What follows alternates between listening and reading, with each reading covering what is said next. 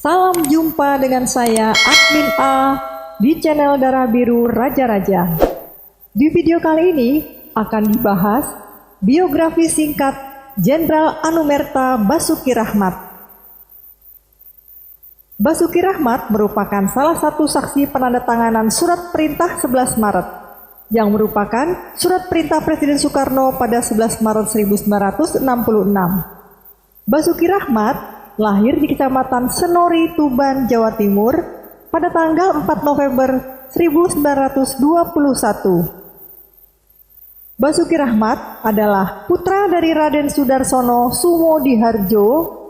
Ia adalah seorang asisten residen Wedana setempat. Raden Sudarsono Sumodiharjo menikah dengan Suratni.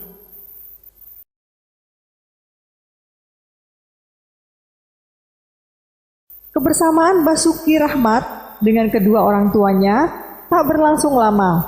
Saat usianya menginjak 4 tahun, ibunya Suratni meninggal dunia 10 hari setelah melahirkan anak yang lain.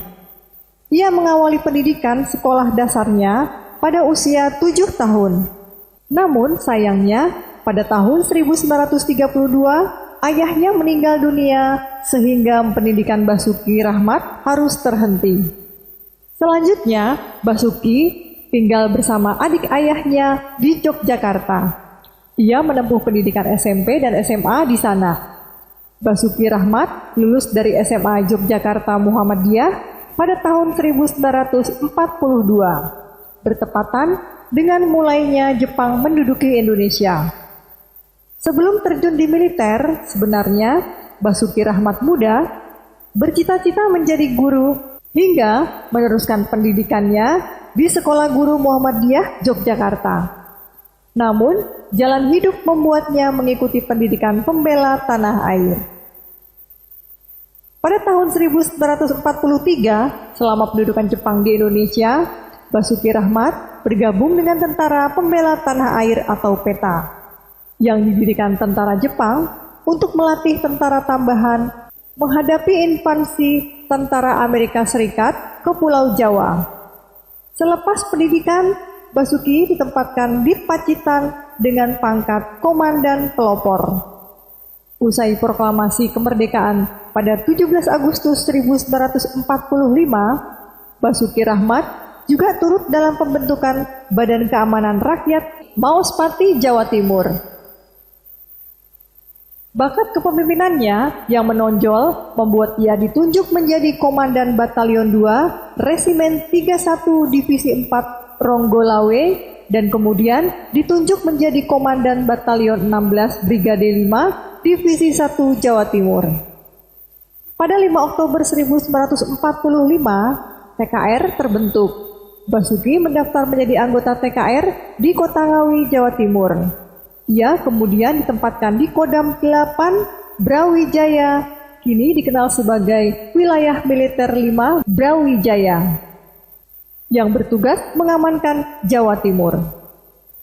Pada perintah militer ini, Basuki Rahmat menjabat sebagai Komandan Batalion di Ngawi tahun 1945 sampai 1946. Komandan Batalion di Ronggolawe tahun 1946 sampai 1950. Komandan Resimen ditempatkan di Bojonegoro tahun 1950 sampai 1953. Kepala Staf Panglima Tentara dan Teritorium 5 Brawijaya tahun 1953 sampai 1956. Dan menjabat Panglima Daerah Militer 5 Brawijaya tahun 1956.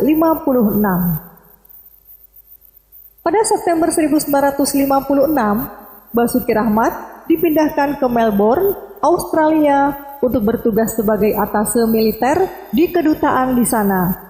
Basuki kembali ke Indonesia pada bulan November tahun 1959 dan menjabat sebagai asisten 4 logistik Kepala Staf Angkatan Darat Abdul Haris Nasution. Basuki Rahmat kembali ke Kodam 8 Brawijaya pada tahun 1960 dan menjabat sebagai Kepala Staf sebelum akhirnya menjadi Panglima tahun 1962. Saat itu, ia turut mengambil peran penting dalam menyadarkan prajurit jajaran Kodam agar tidak terhasut PKI. Selain itu, di dunia pemerintahan, Basuki Rahmat pernah menjabat sebagai Menteri Veteran Letnan dalam Kabinet Dwi Kora pimpinan Soekarno pada periode 1964 sampai 1966. Ia juga merupakan salah satu saksi kunci peristiwa Super Semar beserta Jenderal Amir Mahmud dan Jenderal M. Yusuf. Melalui Super Semar, terjadilah titik balik. PKI yang sebelumnya mulai melancarkan tindak kekerasan, akhirnya dapat dikalahkan. Dalam memulihkan keadaan itu, jasa Basuki Rahmat sangat besar. Mayor Jenderal Basuki Rahmat dan 3 rekannya memegang peran sentral atas terbitnya Surat Perintah 11 Maret atau Super Semar. Surat ini merupakan surat perintah yang ditandatangani Presiden Soekarno pada tanggal 11 Maret 1966. Konon melalui surat itu, Soekarno memberikan mandat kepada Soeharto selaku Panglima Komando Operasi Keamanan dan Ketertiban untuk mengambil segala tindakan yang dianggap perlu untuk mengatasi situasi keamanan dan kestabilan yang saat itu memburuk. Sebagai jenderal paling senior, Basuki Rahmat dipercaya membawa surat keputusan tersebut dan diperintahkan untuk menyampaikannya kepada Soeharto. Penyerahan Super Semar secara de facto memberi Soeharto kekuasaan eksekutif. Ia pun segera membentuk kabinet yang lebih menguntungkan baginya. Sejak kabinet pertama Soeharto pada bulan Maret 1966 hingga ketika Soeharto secara resmi menjadi presiden pada bulan Juni 1968, Basuki Rahmat ditunjuk sebagai Menteri Dalam Negeri. Saat menjabat sebagai Menteri Dalam Negeri, Basuki Rahmat tutup usia di Jakarta pada tanggal 8 Januari 1969 akibat penyakit jantung. Ia menghembuskan napas terakhirnya ketika memimpin rapat staf di Departemen Dalam Negeri. Pangkat militernya dinaikkan secara anumerta menjadi Jenderal TNI Basuki Rahmat. Kemudian dimakamkan di Taman Makam Pahlawan Kalibata. Tak sampai sehari setelah kematiannya, Jenderal TNI Anumerta Basuki Rahmat diberi gelar pahlawan nasional pada tanggal 9 Januari 1969 atas jasanya kepada negara. Penyematan gelar tersebut menjadikannya tokoh yang paling cepat dianugerahi gelar pahlawan nasional oleh pemerintah, yaitu tidak sampai sehari setelah ia meninggal dunia. Ada versi kisah yang menyebutkan bahwa Presiden pertama Republik Indonesia Soekarno menaikkan Super Semar dengan ditodong pistol. Misteri Surat Perintah 11 Maret tak melulu soal naskah asli yang hingga kini belum ditemukan. Proses bagaimana Presiden pertama Republik Indonesia Soekarno menaikkan surat tersebut juga masih menjadi tanda tanya. Apalagi surat itu seolah menjadi pintu bagi proses peralihan kekuasaan dari Soekarno dan Soeharto yang selanjutnya dilantik menjadi Presiden kedua Republik Indonesia pada tahun 1968. Ajudan Soekarno, Soekarji Wilarjito, mengungkap bahwa sang presiden dalam kondisi tertekan saat menaikkan surat itu. Penuturan ini disampaikan Soekarjo setelah kejatuhan Presiden Soeharto yang terjadi pada tahun 1998, 32 tahun setelah berkuasa. Soekarjo menuturkan bahwa pada saat itu ada 4 jenderal yang menghadap Presiden Soekarno. Mereka adalah anak buah yang diutus Soeharto untuk mendapat surat mandat dari Soekarno. Keempat jenderal itu adalah Maijen Basuki Rahmat, M. Yusuf, Brigjen Amir Mahmud, dan Brigjen Maraden Panggabean. Kesaksian Letnan 1 Soekarjo Wilarjito cukup mengejutkan. Sang pengawal itu mengaku melihat M. Panggabean dan Basuki Rahmat menodongkan pistol FN-46 ke dada Presiden Soekarno. Memaksanya menaikkan sebuah surat dalam map berwarna merah jambu. Letnan Soekarjo refleks mencabut pistolnya untuk melindungi presiden. Namun Soekarno menyuruhnya untuk menyarungkan kembali pistol itu. Map berwarna merah jambu itu berisi dokumen super semar yang disusun oleh Alam Shah dan diketik oleh Ali Murtopo dari Badan Pusat Intelijen atau BPI. Saat menerima dokumen itu, Soekarno langsung protes. Loh, diktumnya kok diktum militer? Bukan diktum kepresidenan, ungkap Bung Karno seperti yang dituliskan Soekarjo dalam buku Mereka Menodong Soekarno. Soekarjo yang ada di lokasi saat itu mengamati dengan cermat surat yang dipegang Bung Karno, dan memang kop yang disodorkan tidak ada lambang Garuda Pancasila yang berbunyi Presiden Indonesia. Yang ada hanyalah kop Markas Besar Angkatan Darat atau MBAD di sisi kiri atas surat tersebut. Untuk mengubah, waktunya sangat sempit. Tanda tangani sajalah paduka, bismillah, sahut Basuki Rahmat yang diikuti oleh Maraden Panggabean sambil mencabut pistolnya. Soekarjo pun dengan cepat mencabut pistolnya melihat dua jenderal itu bergerak dengan senjata. Aku sadar bahwa saat itu keselamatan Presiden Soekarno menjadi tanggung jawabku, kata Soekarjo. Karena tak ingin ada pertumpahan darah, Soekarno mengalah dan mau menandatangani surat itu. Jangan. Ya sudah, kalau mandat ini harus kutandatangani. Tetapi nanti kalau masyarakat sudah aman dan tertib, supaya mandat ini dikembalikan kepadaku, ungkap Soekarno. Surat yang kemudian dikenal dengan Surat Perintah 11 Maret 1966 itu akhirnya diteken oleh Soekarno. Keempat jenderal utusan Soeharto itu lantas pamit membawa surat dengan sumringah. Mereka kemudian menghadap kembali Soeharto untuk menunjukkan bahwa telah ada surat resmi peralihan kekuasaan. Yang kemudian berbekal surat itu, Soeharto merasa telah memegang kuasa eksekutif untuk mengembalikan kondisi tanah air ke situasi normal.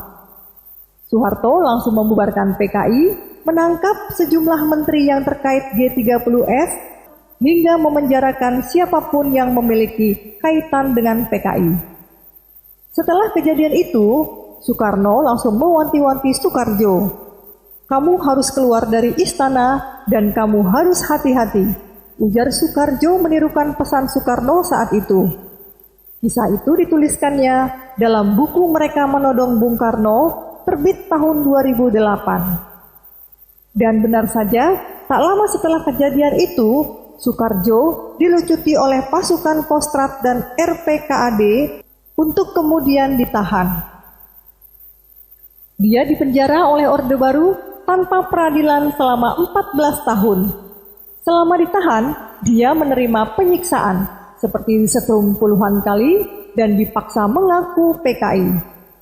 Versi lain disampaikan oleh Asisten Intelijen 1 Cakrabirawa, Mayor Ali Ebram. Dia tak menyebut ada penodongan pistol, tetapi sikap para jenderal utusan Soeharto tersebut memang mengintimidasi Presiden Soekarno. Bahkan mereka berani mendesak Presiden untuk segera membuat surat perintah untuk Letnan Jenderal Soeharto. Ali Ebram mengaku dia ingin mencabut pistol saat melihat kelakuan Brigadir Jenderal Amir Mahmud. "Sudah, Bapak bikin saja," kata Amir sambil berdiri. Padahal Bung Karno hanya duduk sambil bersender pada kursi. Saya marah. "Hei Jenderal, yang sopan dong," kata Ali Ebram menceritakan kisah dini hari 11 Maret 1966.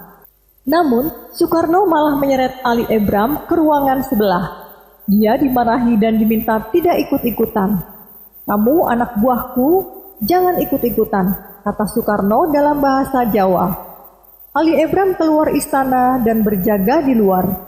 Dia mengaku saat itu masih sakit hati, bukan kepada Soekarno, tetapi pada Brigadir Jenderal Amir Mahmud. "Waktu melihat Amir Mahmud itu, saya rasanya ingin merogoh pistol saya. Kalau tidak ada Bapak, nggak tahu apa yang bakal terjadi." Feber Ali Ebram dalam wawancara dengan tabloid Detak tahun 1999 lalu. Mayor Ali Ebram juga dipenjara belasan tahun oleh Orde Baru. Dia mengaku beberapa kali dihubungi agar tak membongkar apa yang terjadi di dini hari tersebut. Kesaksian Letnan 1 Soekarjo Wilarjito dibantah banyak pihak, tetapi setidaknya itulah kesaksian dari Soekarjo, pengawal presiden yang kedatangan tamu 4 jenderal pada pukul 1 waktu Indonesia Barat. Selain soal pistol, kesaksian yang paling diragukan adalah kehadiran Brigadir Jenderal M. Panggabean.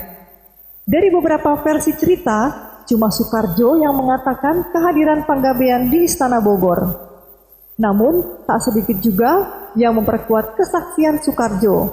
Mereka yang memperkuat kesaksian Soekarjo adalah R. Sukiram, S. Ponirah, Suprapto Kartosiswoyo, dan Rian Ismali. Keempatnya merupakan purnawirawan CPM dan TNI AD. Buku yang ditulis oleh Soekarjo Wilarjito itu lantas menjadi kontroversi hingga ia diproses oleh pihak pengadilan.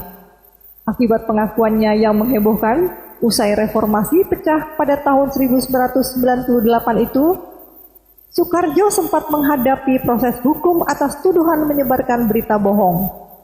Tepatnya pada 11 Juni tahun 2008, Pengadilan Tinggi Yogyakarta menuntut Soekarjo, namun pengadilan memutuskan dia tidak bersalah. Karena Soekarjo Wilarjito hanya menulis pengalamannya selama menjadi pengawal Presiden Soekarno pada saat itu.